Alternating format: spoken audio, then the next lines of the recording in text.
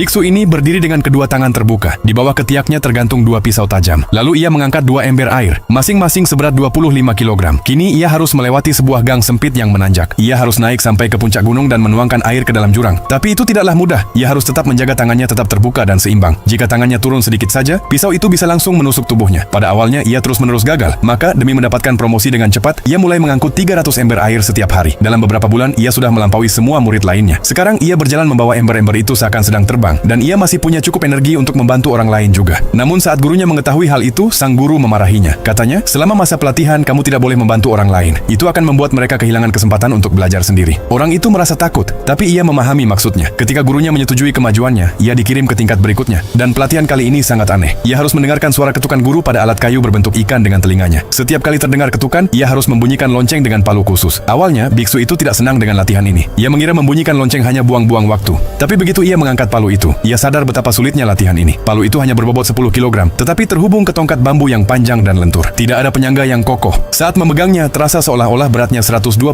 kg, dan ia hanya boleh menggunakan satu tangan. Awalnya, ia memegang tongkatnya dari bagian dekat palu, dan nyaris tidak bisa mengangkatnya. Setelah beberapa kali pukulan, pergelangan tangannya terasa lemas tak bertenaga. Ia menatap ke arah gurunya, yang masih memukul kayu ikan dengan tenang. Saat itulah muncul perasaan kompetitif dalam dirinya. Ia menggenggam tongkat itu dengan kuat, dan terus membunyikan lonceng. Pergelangan tangannya terluka, tapi ia tidak menyerah. Dalam beberapa bulan, ia sudah bisa memegang tongkat dari ujung bawah, dan memukul dengan cepat dan tepat. Ia lulus ujian itu dan diangkat menjadi pengawas pavilion kitab suci. Kemudian dimulailah tingkat pelatihan berikutnya. Kali ini, ia harus berdiri di antara dua dupa besar yang menyala. Pandangannya harus fokus pada nyala api yang bergerak-gerak. Sepanjang proses ini, kepalanya tidak boleh bergerak sama sekali. Di awal, ia sangat percaya diri. Matanya mengikuti gerakan api dengan cepat. Tapi saat guru meningkatkan kecepatan, kepalanya ikut bergerak secara tidak sadar, dan ia pun terbakar oleh api. Guru memberi peringatan dengan nada tegas. Matamu boleh bergerak, tapi kepalamu jangan. Coba lagi. Kali ini, ia menjadi benar-benar tenang. Ia menenangkan pikirannya. Tak peduli seberapa cepat guru menggerakkan api, kepalanya tetap diam tanpa bergerak sedikit pun.